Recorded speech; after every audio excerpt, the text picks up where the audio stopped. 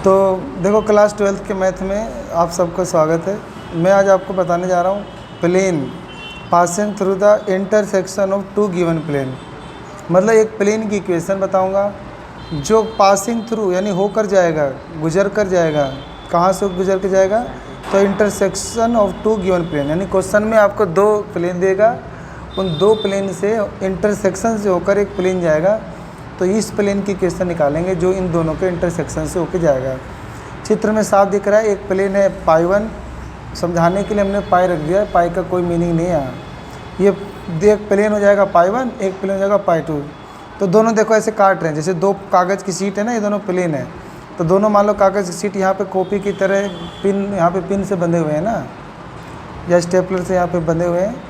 अब इन्हीं से एक पन्ना और जा रहा है, तो मैं इस पन्ने की यानी इस प्लेन की इक्वेशन निकालनी जो दोनों प्लेन के इंटरसेक्शन से होकर जा रहा है।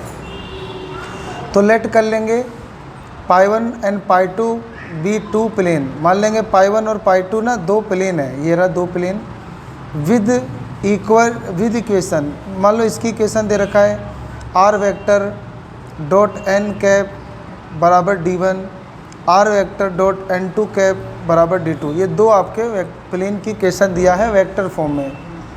The position vector of any point on the plane on the line of intersection must satisfy both the equation.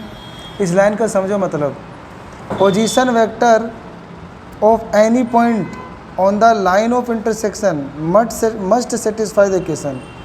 यानी जो इंटरसेक्शन वाला लाइन है, इसके ऊपर कोई भी पॉइंट ले लो और इसका एक पोजीशन वेक्टर ले लो, तो ये जो पॉइंट है ये पक्का इन दोनों प्लेन पे ही लाई करता है, यानी ये पॉइंट दोनों प्लेन की इक्वेशन को सेटिस्फाई करेगा। यानी इस पॉइंट की वैल्यू हम आर वेक्टर की जगह पुट कर सकते हैं। ठीक है, आगे बढ़ते हैं। अब आगे लिखा है if T vector is the position vector. जो ये कह रहा है टी वेक्टर है ना, ये पोजीशन वेक्टर है of A point on the line. यानी ये जो लाइन है, इस लाइन के ऊपर एक पॉइंट है, उस पॉइंट का पोजीशन वेक्टर इन्होंने टी वेक्टर को मान लिया है। सही है, तो टी वेक्टर जो है, जैसे ये कोई भी पॉइंट हो सकता है ना, 2 3 4 कुछ भी हो सकता है, तो उस वेक्टर को इन्होंने टी वेक्टर मान लिया है, यानी आई जे के लगा के टी वेक्टर। सही है। अब मैंने बोला था कि ये जो पॉइंट है ये दोनों प्लेन को सेटिस्फाई करेगा। तो इस प्लेन की इक्वेशन थी r vector dot n1 cap equal to d1, और इस वाले की थी r vector dot n2 cap बराबर। तो इस आर वेक्टर की जगह पे ये पॉइंट पुट कर दो, यानी टी वेक्टर ना इस आर वेक्टर की जगह पुट कर दो। यहाँ कर दिया ना, तो T vector dot n1 cap बराबर d1, और ऐसी T vector dot n2 cap बराबर d2 कर दिया ना पुट। तो therefore all real value of lambda we have. तो अब हमारे पास ये लेमडा वैल्यू निकालनी होगी। तो लेमडा वैल्यू कैसे निकालेंगे? अब हम ना इनको ऐड कर देंगे।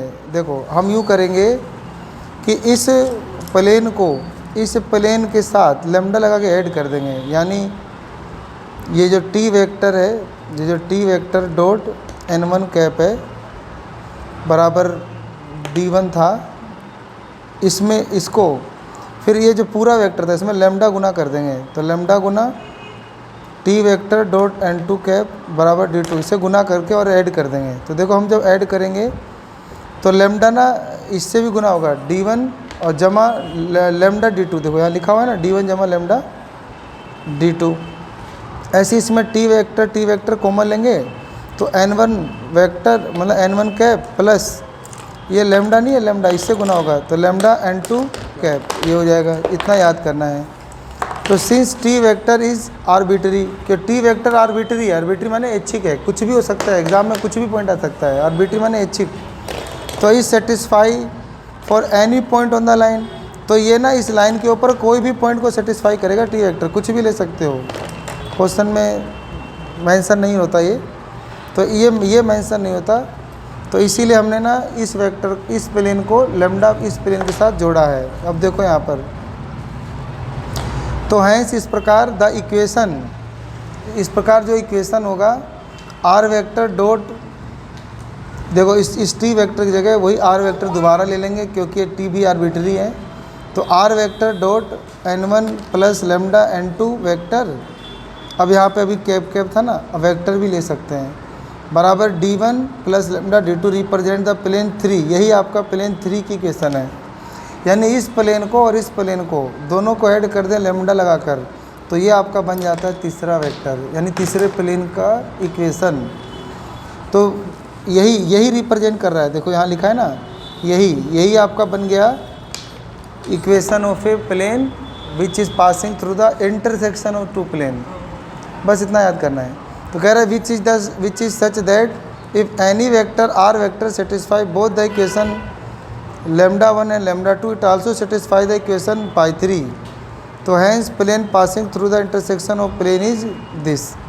तो यानी दो आपको प्लेन दिए रहेंगे, आप दोनों प्लेन को लेमडा लगा के देखो ऐड कर देना। तो बस लेमडा लगा के ऐड कर देना और डी वाले अलग लिख देना, ये वाले अलग लिख देना, यही आपका बन जाएगा इक्वेशन ऑफ प्लेन। अगला है कार्टेशियन फॉर्म में फिर कैसे याद करें। अगर हम n1 वेक्टर की जगह पे a1i b2j, मतलब यहाँ a1 b1 लिखना चाहिए था, तो a1i b1j और c1 के, और n2 की जगह हम ये पुट करते हैं a2i b2j c2 के, और r वेक्टर की जगह जो पॉइंट x y z अगर लिख दें तो बस ये वाला यहाँ पे पुट कर देना, पुट करके कॉमन ले लेना। कॉमन लेने पे पाओगे ऐसा आएगा a1x plus b1y plus c1z घटा d1 plus lambda a2x plus b2y plus c2z घटा d2 बराबर 0। तो यही आपका कहलाएगा equation of a plane in Cartesian form which is passing through the intersection of two plane. यानी ये बन जाएगा आपका उस प्लेन की इक्वेशन कार्टेशियन फॉर्म में जो दो प्लेन के इंटरसेक्शन से होकर जा रहा है। सही है। तो ये पहली कहने मतलब देखो पूरा पहला वाला जो प्लेन था और जो दूसरा वाला प्लेन था उन दोनों को लेमडा से ही जोड़ रखा है, ठीक है, बराबर 0। और याद रखना यहाँ माइनस d1 माइनस d2 लेना है। सही है। तो ये आपका बन जाएगा कार्टेशियन फॉर्म ऑफ इक्वेशन। ये सब ना अगर आप खुद ही रख के देखोगे ना, आर वेक्टर की जगह ये वाला, आर वेक्टर की जगह ये वाला, एन वेक्टर की जगह ये और ये सबको ऐड करेंगे, लेमडा एक तरफ कॉमन लोगे ना, तो बिल्कुल ही आपका अरेंज हो जाएगा। तो ये आप याद ही कर लो इसको। तो which is the required Cartesian form of equation of plane passing through the intersection of given plane for each value of lambda. सही है। तो यहाँ से ना आप याद कर लो कि अगर हमें दो उस प्लेन की इक्वेशन चाहिए जो दो प्लेन के इंटरसेक्शन से जा रहा है, तो वेक्टर फॉर्म में ये होता है r vector dot product n1 vector plus lambda n2 vector बराबर d1 प्लस लेमडा d2। और अगर कार्टेशियन फॉर्म हो तो a1x plus b1y plus c1z घटा d1 plus lambda a2x plus b2y plus c2z घटा d2 बराबर 0। ये होता है, आपको याद करना है। सही है। देखो यहाँ पर अब हमारे पास एक क्वेश्चन है, इसको समझते हैं। कहता है कि find the vector equation of a plane passing through the intersection of plane. देखो अब ये दो प्लेन दे दिया ना, तो बोला एक वेक्टर इक्वेशन निकालो प्लेन का जो पासिंग थ्रू द इंटरसेक्शन, जो इन दोनों प्लेन के इंटरसेक्शन जाता हो, और ये पॉइंट भी दे दिया इस पॉइंट से होकर जाता हो। अब क्या करोगे, इसको कंपेयर करोगे तो ये n1 वेक्टर आ गया, जो n कैप होता था उससे n वेक्टर भी ले सकते हैं। तो ये n1 वेक्टर हो गया i j k, ये n2 वेक्टर हो गया 2 जमा 3 जमा 4 k। सही है। और ये जो डिस्टेंस हो गया है तुम्हारा d1, और ये माइनस में तो माइनस ही ले लो, कोई बात नहीं, d2। सही है।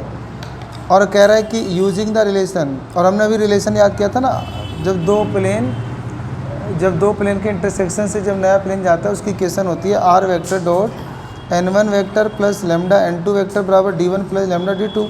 देखो n वेक्टर की जगह मैंने ये लिख दिया, फिर लेमडा गुना n2 की जगह ये लिख दिया, और ब्रैकेट लगा देंगे, लेमडा तीनों से गुना है, अब बराबर में d1 6 है तो 6 लिख देंगे, और लेमडा d2 घटा 5 है तो यहाँ घटा 5 आ जाएगा, गुना होगा तो घटा 5।